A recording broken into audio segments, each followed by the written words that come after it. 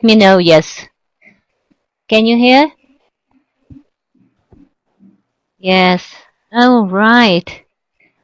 Oh, hello everyone. Nice to see you. My name's Helen and I'm working for Macmillan. I'm based in Kiev. And I'm glad to see so many teachers from all around the country. And south and east I can see. West. Yes. Center. Kiev. Great. Thanks for coming. Oh, yeah. Dnipro. Great.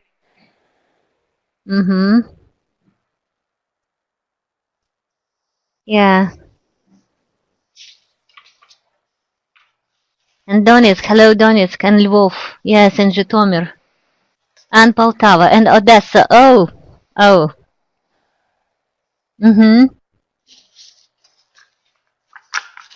Oh, so nice. So nice you coming.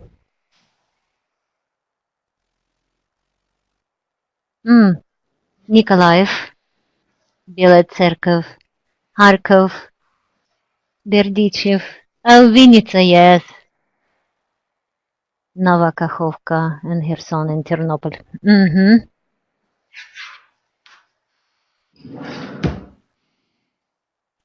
Yes, Dave is somewhere with us.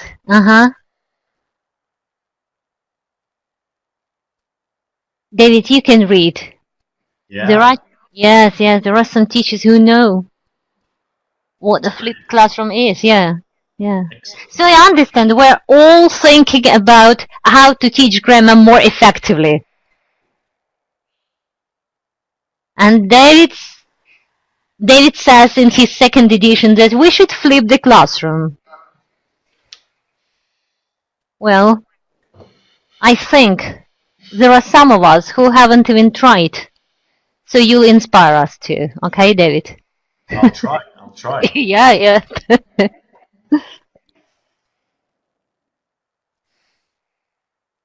Are we ready?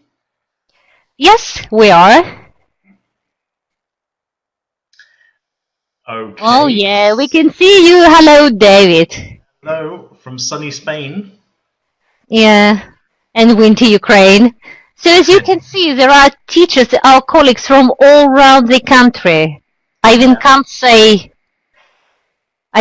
who hasn't come. Yeah, everyone. Yes, from every part of the country. It's amazing. Brilliant. So maybe it's because about grammar, or maybe because we are not sure how to flip the classroom. So David, it's up to you to persuade us it's worth flipping the classroom. Okay. Good, great. Okay, it's exactly here, according to my computer, it's exactly 3 o'clock in Spain, so it's 4 o'clock for you, yeah? Yeah. It's great to see so many people. There's an amazing number of people I can see. We're over 320 people. I asked if you've finished teaching. Some of you have finished teaching, but some of you are taking a break. Whatever you're doing, thank you for finding the time to spend watching this webinar. I appreciate it. I hope you enjoy it and find it useful and interesting. We're talking about flipping the classroom. I think the talk will be about 3/4 of an hour, more or less. I'll be talking.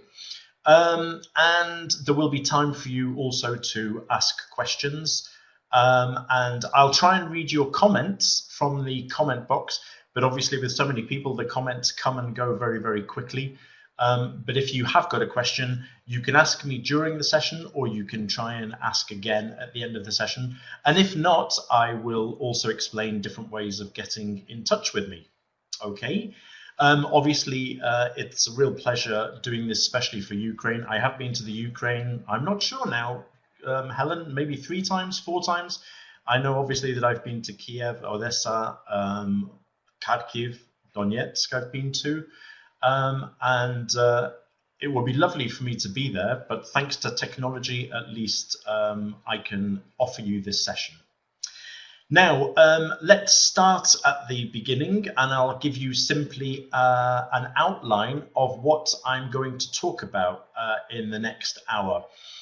Obviously, I'm going to begin by checking that we all know what the flipped classroom is. So I'll give you a simple definition of the flipped classroom. I think it's really interesting, the story of where the idea came from. Sometimes with educational innovation, ideas come from the top. They don't come from the classroom. I think what's interesting about the flipped classroom is that the origin of the flipped classroom is with practicing teachers solving particular problems in the classroom. And I think that's useful to share with you how it actually started. Then we will look at how I have developed the flipped classroom for English teaching and how I've used it for grammar presentation, which some of you might know already from Gateway 2nd edition. I'll explain again how and why I think it's useful to use flipped classroom videos. Of course, with anything, especially anything new, there can also be problems. So my 5th section will be, okay, yes, but what are some of the problems of using the flipped classroom? We will look at those problems. And then for adventurous people, if you want to make your own flipped classroom videos after watching this session, I will give you a few guidelines about where you can start and where you can continue to find information. Obviously, that's a very big topic. The idea is to suggest some different ways and for you to think about those different ways if you want to make your own videos. Okay, are you all with me? Everybody's with me. Everybody can still hear me, see me. Yeah, wave. Oh yeah, I can see some people waving. Good. Right, let's begin. What is the flipped classroom? Okay, well, before we decide what the flipped classroom is, let's decide what a traditional classroom is. We could say, and we could argue about this, and I will come back to this definition a bit later, but let's think of a traditional classroom as a place where the teacher teaches. So I always use the example of history. If we think about a history class, the teacher will arrive at the class and will teach about history, maybe for 40-45 minutes. They will explain things, the students will listen, and then homework is the moment when the students practice, because at home is when the students can write an essay, answer some questions, prepare a debate, but the students practice for homework. Okay, traditional classroom, we are saying a very simple definition: the teacher teaches in class and the students practice for homework. Okay, I will come back to that later because we could argue about this, but let's say that that's a typical classroom, particularly, for example, at university. Now, the idea of the flipped classroom, we call it the flipped classroom because the teaching is not done in the classroom, the teaching is done at home. How? Well, often, not always, but often with a video. So the students watch a video. Imagine that I'm a history teacher again. I would tell my students to watch a video of somebody explaining this point of history. The students watch that at home. And that means that afterwards in class, we can do lots of practice. So we can have a debate, we could have a question and answer session. The students could work in groups, individually, in pairs, and the teacher can give more individual help. That would be the main advantage of the flipped classroom, is that it saves you time.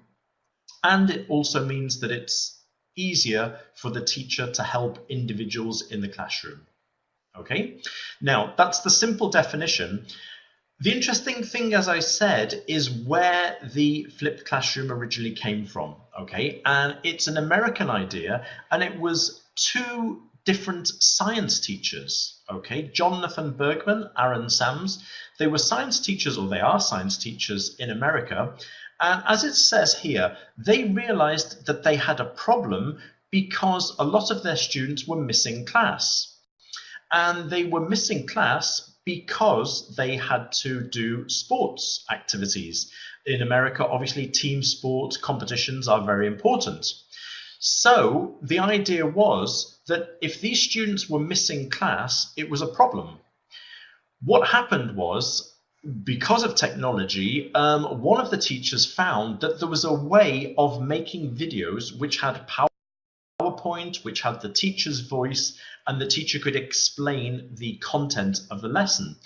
So that meant, of course, that the students who were missing class, they could actually watch these videos later.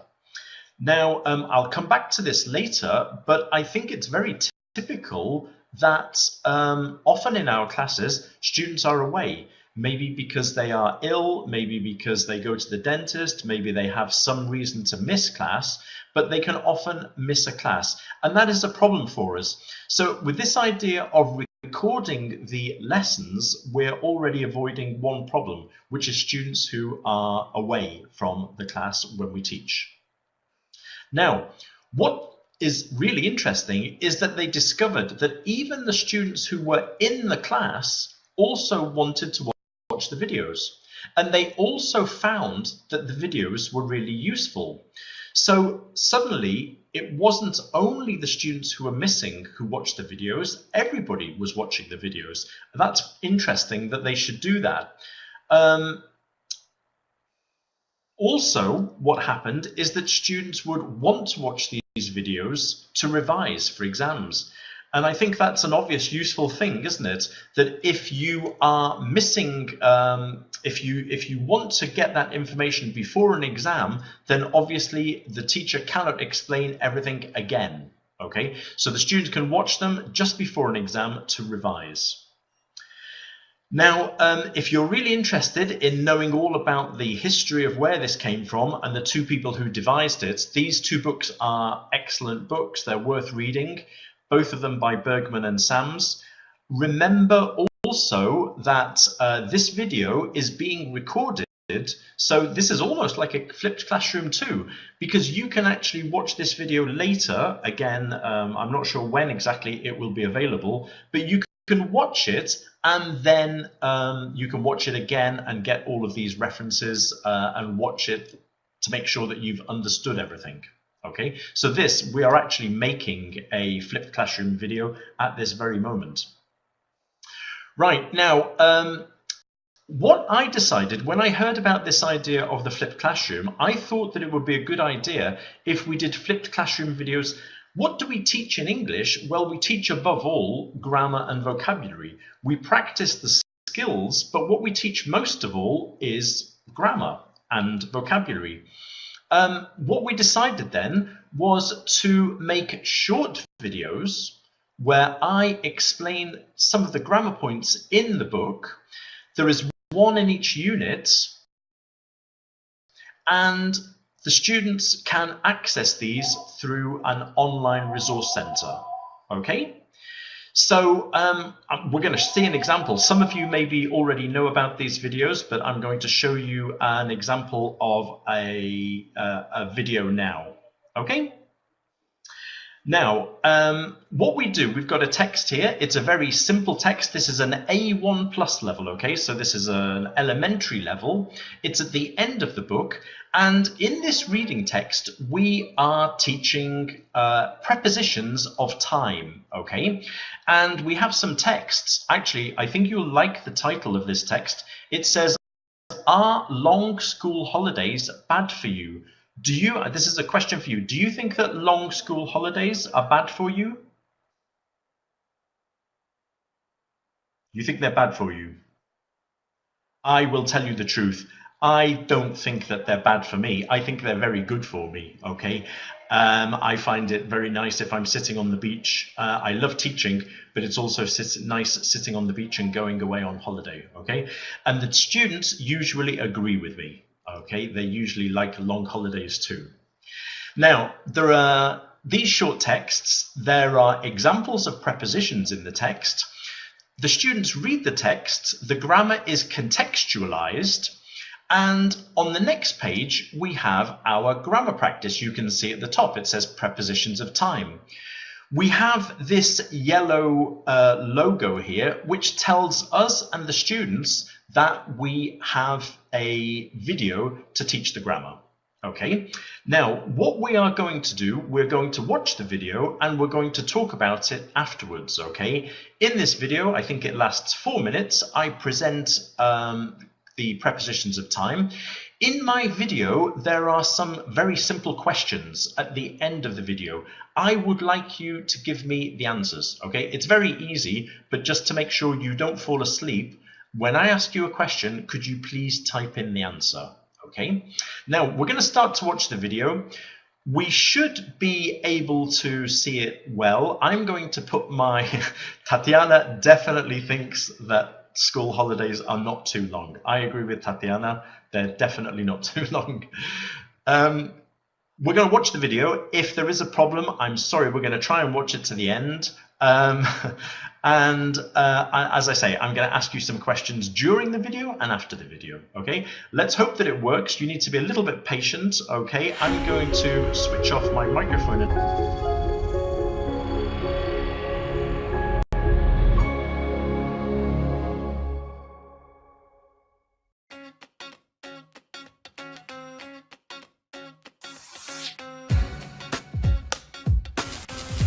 Hi, welcome to the last Gateway A1 Plus Flipped Classroom video. In Unit 10, you read some blog posts about the summer holidays. Miguel posted his first message on July the 17th at 5:15 p.m.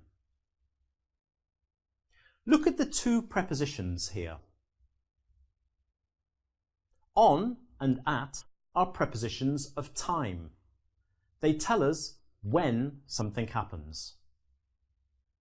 Let's look at different prepositions of time and rules about when to use them. Here, July the 17th is the date. We use on with dates. So we say, posted on July the 17th. We also use on with dates. So we say, on Friday we're going to the beach. We use at with times. So we say, posted at 5:15 p.m. We also use at with the words night and the weekend. So we say, it's cold at night, or I'm going out at the weekend. We use the preposition in with months. So we say, in August, I'm going to study English. We also use in with years. So we say, in 2015, I went to Portugal.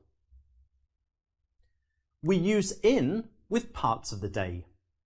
So we say, in the afternoons, I'm going to work. And finally, we use in with seasons. For example, we say, in the winter, it's cold. So what prepositions do we need in each of these examples?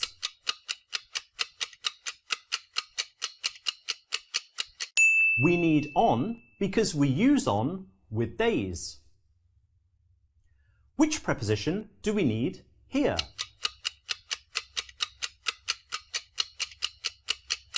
We need in because we use in with months. But which preposition do we need now?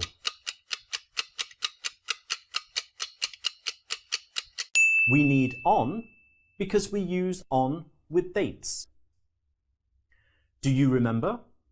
What do we need with the morning?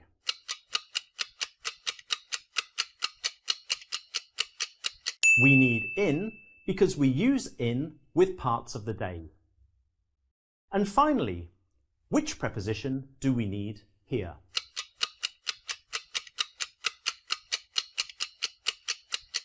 We need at because we use at with times.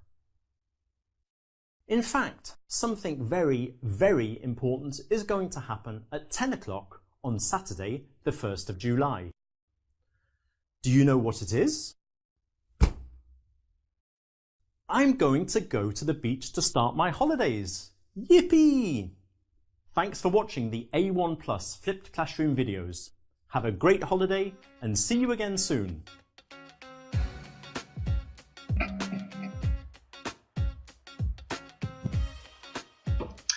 Okay, can you hear me again? Can everybody hear me? Yes, I'm back again. Yeah, okay, great. Very good answers, very fast answers. We'll come back to those answers in a second, okay, and some of the features of the videos. You probably noticed with the videos, certain things happen. We've got, for example, one thing which is very important is contextualization. The students already know about the topic of holidays because they've just been reading about holidays, so the grammar comes in a proper, clear context. And I think that's very important for the students. Grammar, you know that in Gateway we call it grammar in context. Grammar is not just something separate, it's part of reading texts, listening texts, and there is meaning. So I think that it's important that the videos are contextualized and the grammar is contextualized. Also, you probably noticed that there are certain moments where we can highlight the form. There are moments where you can see clearly that the preposition does appear very clear. Yeah? You know that at the moment there is no video, yeah? That I'm here. Can you all see me still? You can see me, yeah? Some people can see me, some people can't see me. My video is on and I am sharing. Can you see me or not? Yes, no? Let's just see for a second. I'm going to switch. I'm going to stop my camera and then put it back on. But it seems strange. Some of you can see me.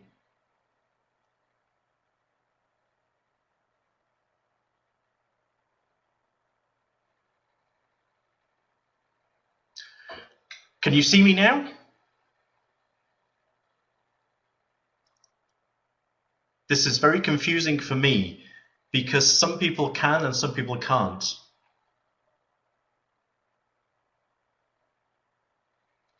I tell you, if you can hear me, can you hear me at least?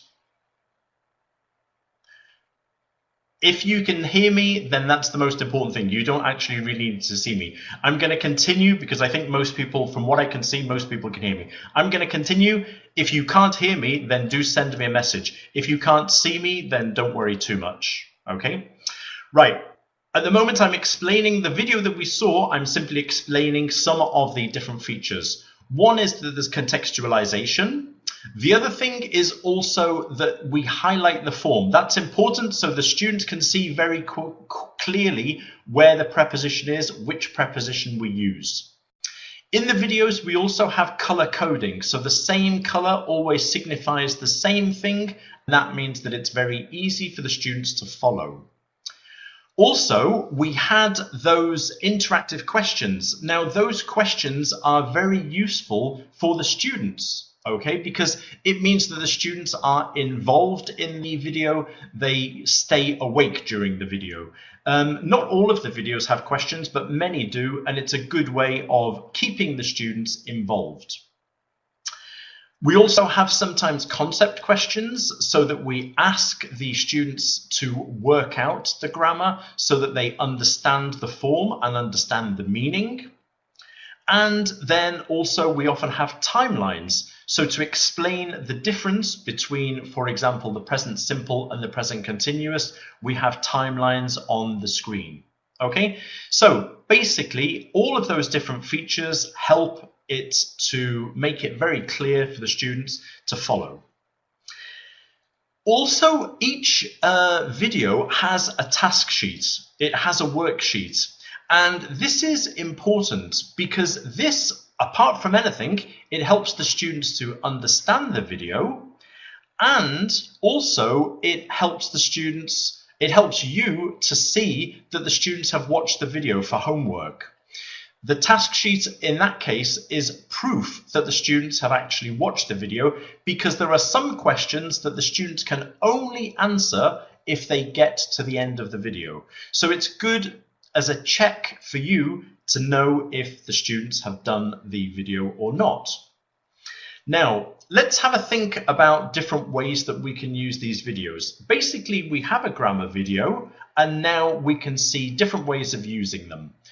The first way that we can use them is as part of homework, the flipped classroom. Okay, so you tell the students that there is a video, you tell them to watch it at home, they do the worksheet, and that means that you have more time to practice grammar in your next class in school. Another thing that we can do, which we saw with our American teachers, our American science teachers, we can tell the students who have missed your class that they can simply go away, watch the video, and they will not be lost. They will be able to follow what you did. So that's very useful for those typical moments when a student is ill, for example, in the winter, they miss some lessons, they can watch the video at home. Also, when we teach grammar, some people understand the grammar explanation immediately, but some people don't understand it immediately, and they watch the presentation, your presentation, once, maybe twice, but they can't watch it 5 times or 6 times. What we can do with these grammar videos is the students who haven't really understood everything, they have the possibility to go back and to understand more the second time, the third time. And I think that's probably for me the most useful thing about the flipped classroom. I have some information here. This is a survey of a university which was using the flipped classroom in 2013 and 2014. If you look at the second section in red, the feedback that they got was that students reported preferring the flipped classroom model because they had access to lectures online and could replay sections they did not understand. Okay, now I think that is really, really important. If there's something that they didn't get, they can watch, listen again. It's interesting, my daughter is at university in the UK. And in fact, every single lesson now in British universities is usually recorded and the students watch it again later. And if you think that is a very, very, very useful tool, it's a very good use of technology. It's very, very simple. I think why I like the flipped classroom is it's a very simple idea. But if you imagine at university, you didn't understand something, 100 students cannot ask the teacher, but you could watch this video again so that you understand more. So I think for me, it just makes practical common sense. By the way, just so that you know, I think it's important, mixed abilities in the classroom, particularly in secondary, I think it's one of our biggest problems. The students who are a little bit weak need extra help, and the flipped classroom can help them. In case you didn't know, but in Gateway, in the workbook, we have also exercises to push the good students, okay? So the students who find things easy, we need to push them, extend them so that they can keep on being challenged so they don't get bored, okay? Now, also in Gateway, we have these online worksheets. Remember that they're there because they're very useful. For every unit, we have a page of revision for the students who find things a little bit difficult, and we have extension for the students who need to be pushed and need to be challenged. Okay, so I think grammar, very, very important that we try and help mixed abilities as much as possible. Now, another reason that we can use these videos, or another way that we can use these videos, is number 4. We can use these for revision before a test. And again, I find this very useful in my classes. What I do is before the evaluation exam at the end of the term, I say, for revision, I want you to watch the videos for units 1, 2, and 3. Now, I don't have enough time to teach all of the grammar again. And also, some of my students maybe don't need that revision.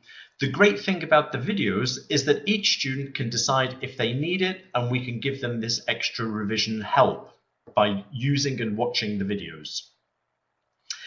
Another thing that we can do, and I know that a lot of teachers are doing this, if you have the possibility in class to watch these videos, then you can even just watch them. Instead of teaching the grammar yourself, from time to time, you could use one of these videos. And I think that's good for variety. I think the most difficult thing about being a teacher is that we have to do the same things again and again and again, and we have to keep it interesting. And I think that what you can do here is that if you usually teach the grammar, then at least from time to time, watch, for example, the video, and that will give the students a bit of variety. The students may pay more attention sometimes to a screen, and it's interesting getting them to do that in the class as well as at home. It's also good because it's listening practice, because they can listen to me as a native speaker and they can hear a different voice. And then also we can use them as test, teach, test. Test, teach, test is what we do in Gateway. Yeah? In Gateway, we ask the students to work out the rules because that involves the students. We can ask them to work out the rules, which is testing, but then we can also get them to watch the video to check their ideas to see if they were right or not. That is what we call in English teaching test, teach, test. First, we see if they know it, then we teach them to check, and then we give them more tests afterwards, more exercises. Now, if you are a new teacher, if you're a young teacher that you're just finished university and you're beginning to teach, you could also watch these videos simply to give you an idea about teaching a new grammar point that you have never taught before. This is particularly useful maybe at higher levels when we go to B2, B2+, and maybe you want some help about the best way to explain something or a different way to explain it. And finally, I think particularly at lower levels, and this is a question, maybe you could type your answer in the box. When you teach grammar to low levels, do you explain the grammar in English or in your own language? What do you usually do? In English or your own language? Both. In English, both. It depends. Native language. Right. What I was going to say is that some people find it easier to teach maybe in the student's own language at lower levels. The good thing about these videos is that these are a nice, gentle introduction to listening to explanations in English. So, for example, you could decide to teach it in Ukrainian, and then you could get the students to watch the English version so that they already probably understand the grammar, but it's good for them to get used to listening to simple explanations of grammar in English. Okay? By the way, I can sometimes see that there are questions, but they go very quickly. So please do ask your questions again at the end, because it's so difficult to concentrate on my talk and to answer your questions. So please do, at the end of the session, you'll get a chance, 10-15 minutes to ask your questions. Okay? Right. These are different ways to use the videos. I think they're very flexible. One big tip, one big suggestion for you is that if you are going to use them for homework, which is the correct way to use the flipped classroom in theory, then the very first video, I would do it in the classroom if you can. If you do it in the classroom, it means that everybody understands how the video works and how to use it and how to fill in the task sheet. So my advice would be, at the beginning of the year, in September, when you start a new class and you're using the flipped classroom video, whichever video you use, I would do it in the classroom the first time, and that way students can find it very easy to know what they should do when they're at home. But if you simply tell the students to go away and watch the video without any help, without doing it before, I think they will find it a little bit more difficult. Okay, so my suggestion would be do the first one in the classroom. That way everybody knows what to do. Now, different reasons for using the flipped classroom video. Well, it gives the student more time to practice. It gives more chance for pair work, for group work, for communication and interaction. It also gives you more time to speak to individual students or to pairs or groups.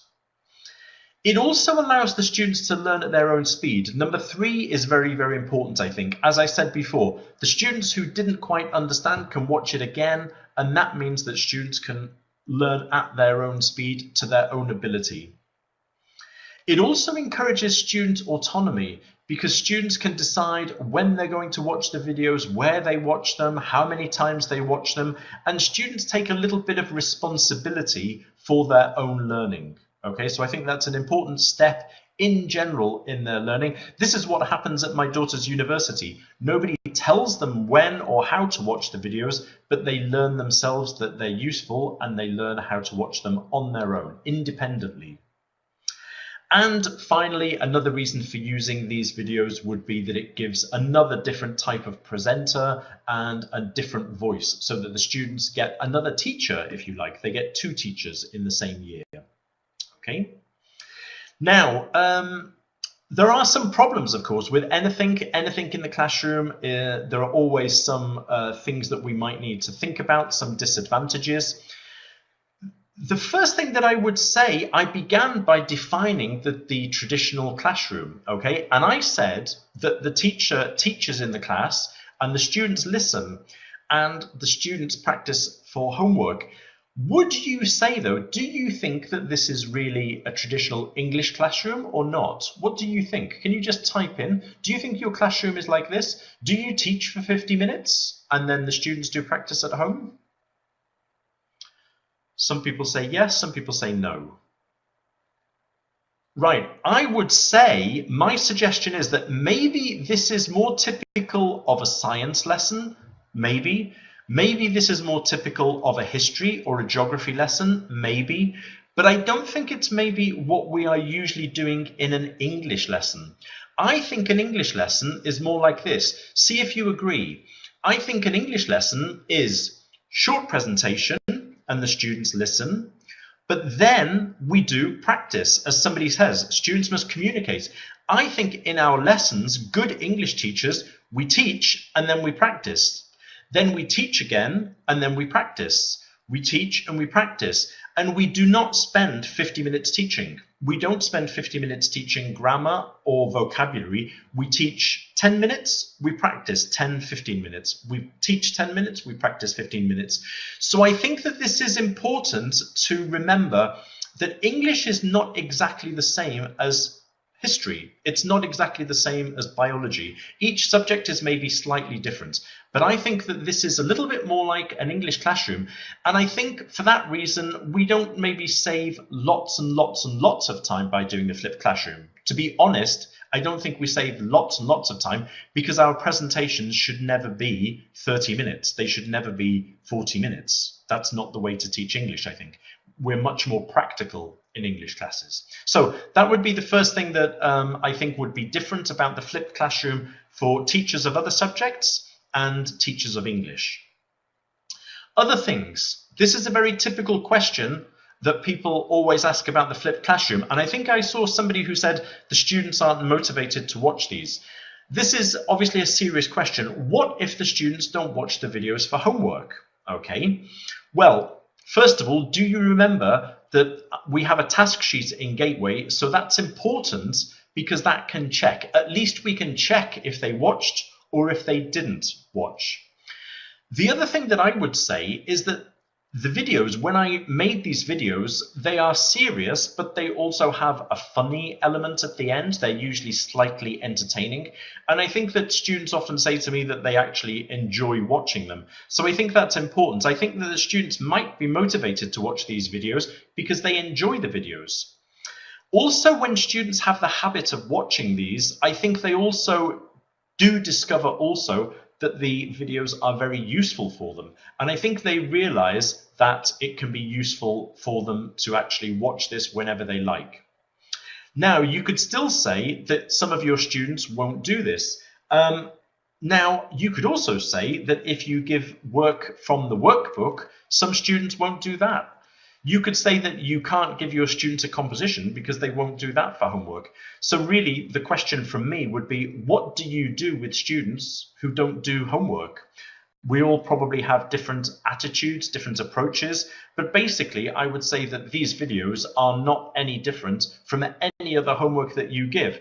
So if your students never do homework for you usually, then maybe they won't do this homework either. That's the way that your students maybe are, okay? And the flipped classroom will not be a miracle in that sense. Obviously, what you can still do with these videos is you could watch them in the class if you have somebody's saying hit them. We're not allowed to do that anymore. Right, so if you don't watch them for homework, at least you could still watch them in the classroom. Okay, but basically, yes, as somebody says, as Irina says, watch it in the lesson. There is no miracle solution for this, but there is no miracle solution for students not doing homework in general. Now, another problem, somebody might say, is it a problem if the grammar explanation in the video is different from the way that you explain it? Well, I think that it's exactly the same as a book. You might decide that the grammar explanation in your book is not the way that you would teach it. That could happen.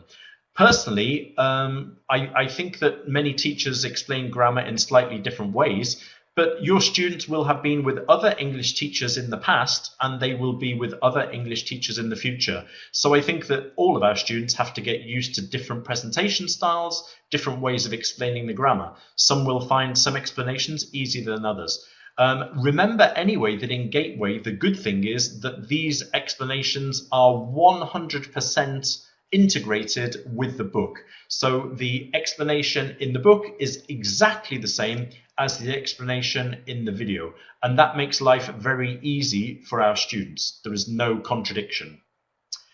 And another but, what if I want to make my own flipped classroom videos? So maybe you decide that you like flipped classroom videos, but you want them to be 100% perfect for your students.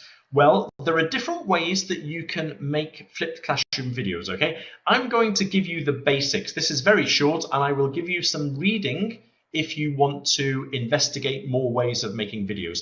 The basic ways of making a flipped classroom video, the simplest way is the same way as I said about universities in the UK, is you simply film your own class. So when you go to teach your group this afternoon or tomorrow, somebody films that class and then you make that video available. That is the simplest way of making a video, obviously, a teaching video. That is totally easy. We could all do that.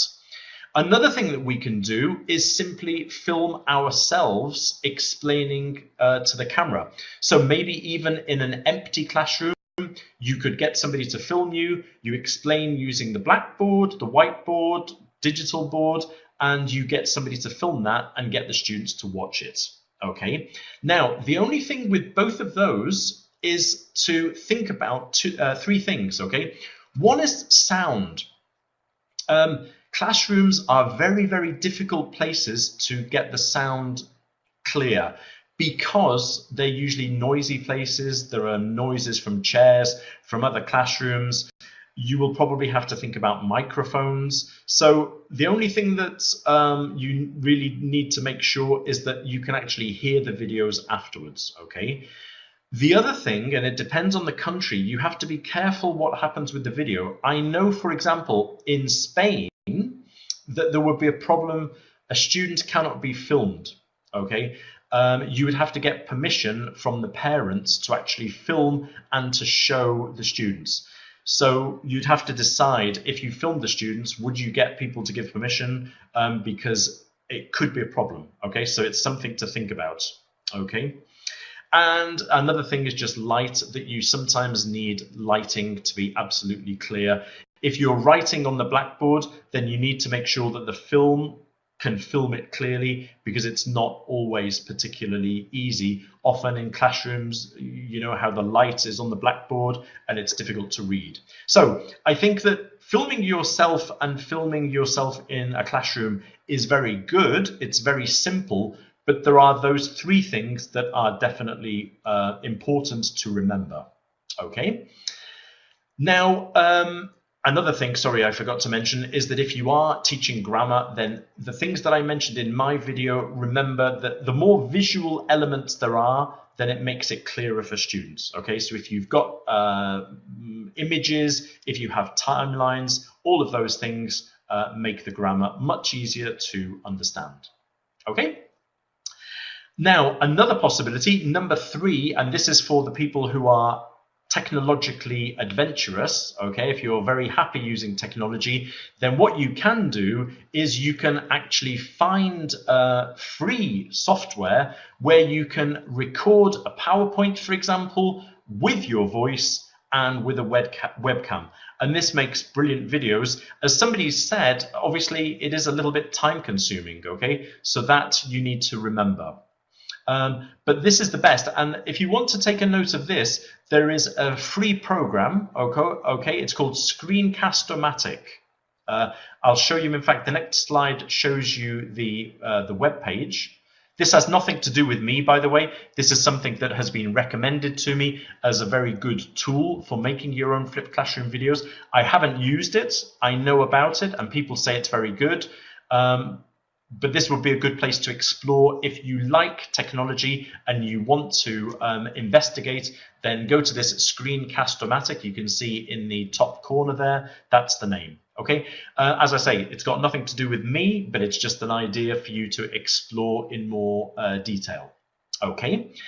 Now, this is the reading that I said before. This is very important.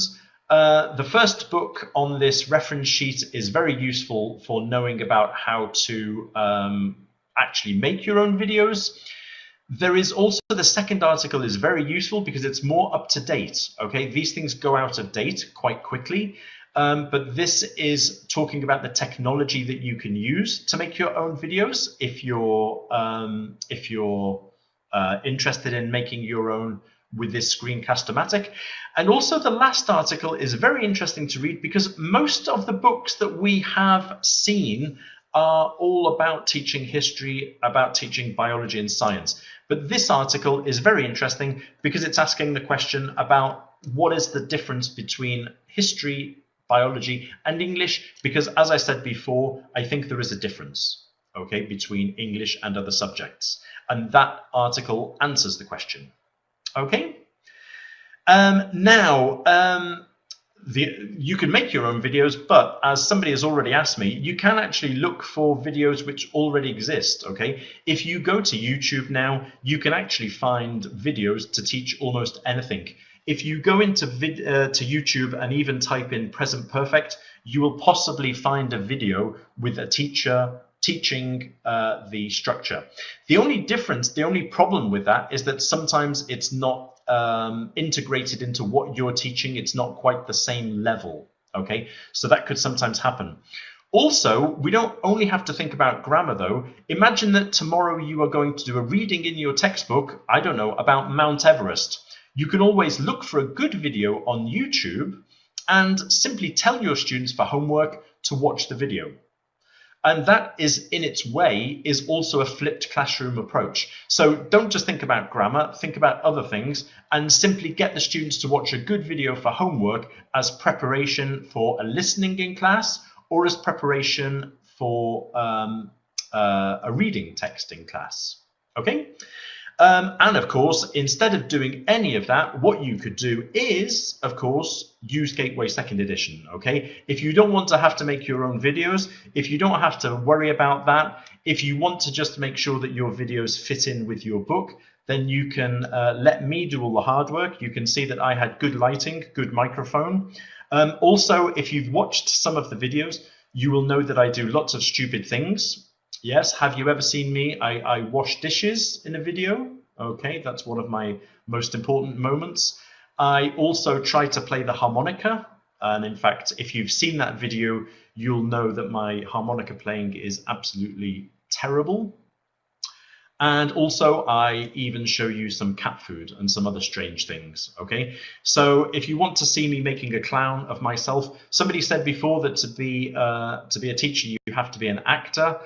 In these videos, I also have to be an actor from time to time.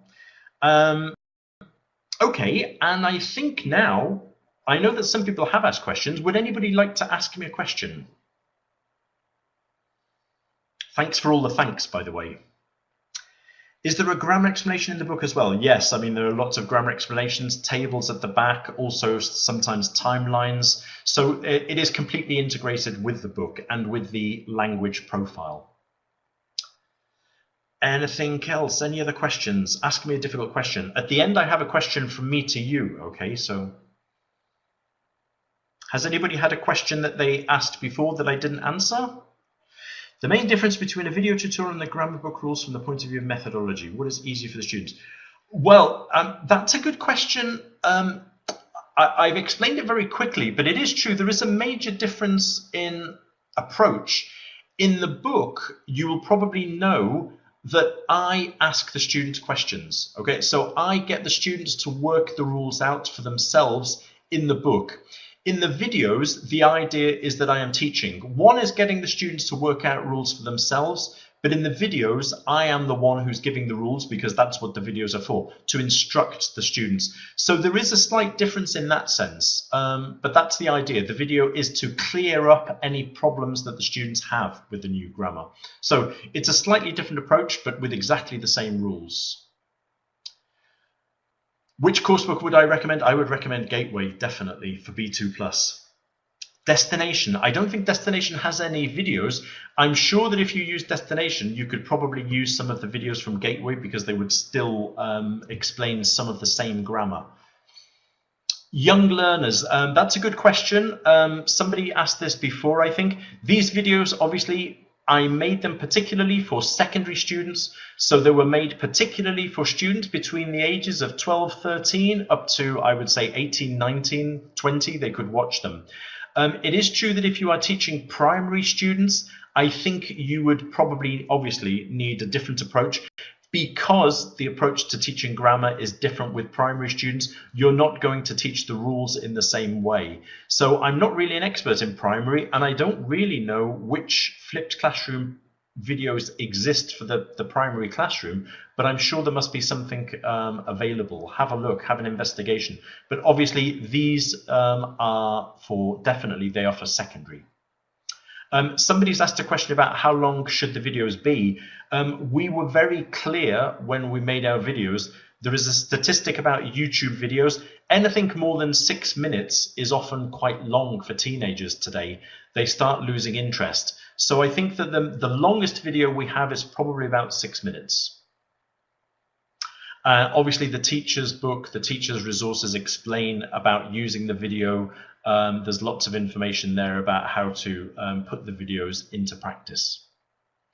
I don't have a YouTube channel, although it's true that I think Macmillan has a YouTube channel, and it is true that there are some videos there of me teaching my class. If anybody is interested in watching those, there are some games which are available in that Macmillan YouTube channel, and thousands of people have seen them, and I think you would probably enjoy them, okay, because there are lots of nice games there. I'll show you in a minute how to get in touch with me via Facebook, but I can also put a link to some YouTube videos that we did do a long time ago when I was younger and thinner and fitter, probably. But I'll give you a link to those whenever you like. And there are some nice little games there, some games that I think you would enjoy doing with your students. Okay. The websites or apps to use videos, that was that Screencast-O-Matic. And also, when you watch this video again, this will be made available and you can watch it again. That last reference section there was also some information, a book called the Tool, I think it was called the Technical Toolkit, and there they suggest lots of different apps. This is really nice. Thank you for all of your nice comments. Somebody's asking about CELTA. Yes, it is very useful. I've got one question. Can I ask you a question? I'm going to ask you a question. In Gateway, 2nd edition, we've got grammar videos. Imagine that I was going to make some special videos for you now. What would you like, apart from grammar, in those videos? Can you tell me, for your students? What do you think would be useful for your students? So we can have grammar videos, but we could also do things like vocabulary, pronunciation, Darina. That's a good idea. Phonics. Any other ideas? This is your moment to request some films from me. Pronouns, collocations, dialogues, okay? Right. Videos about social problems. You know also that in Gateway we do have the life skills videos, okay? So those are worth looking at too because they will help with some of those social problems maybe. Jokes, yeah, jokes are always a good thing. Phrasal verbs, okay, that would be useful. Right, okay, phrasal verbs and idioms. Good, those are great ideas. Thank you, you've answered my question. Right, listen, this has been lots of fun. The time has gone very quickly. Here are some photographs of me in Ukraine in all sorts of weather. Okay, you might recognize your own city there. I think this was actually the one at the top is with Kharkiv football team, which I visited their stadium and gave a talk there. I've been to Odessa Opera House, and obviously Kiev is there.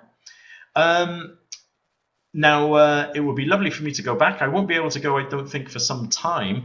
But meanwhile, the best way to keep in touch is by Facebook, okay?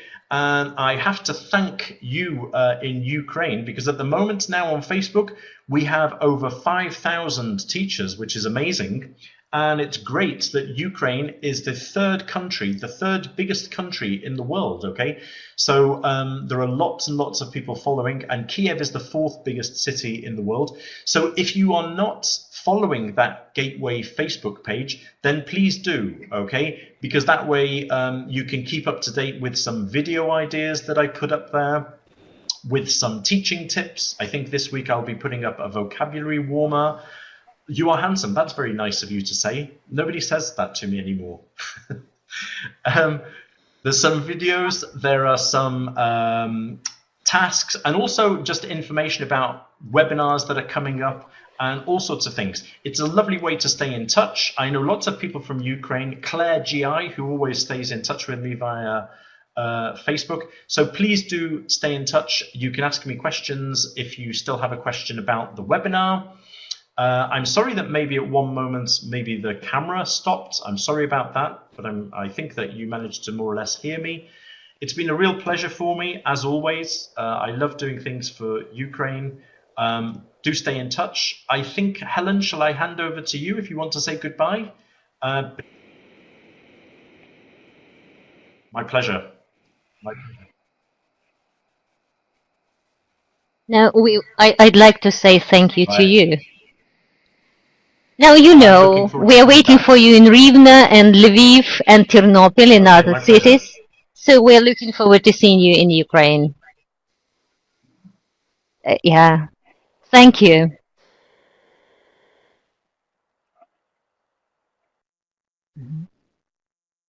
Коллеги, сейчас вы увидите в чат-боксе ссылку, по которой вы сможете скачать свой сертификат. Вот, она перед вами. Это ссылка для того, чтобы скачать сертификат. Вебинар будет записан, и мы сделаем соответствующую рассылку для того, чтобы вы знали, когда будет вебинар помещен на наш канал в YouTube и на наш сайт macmillanyukraine.com.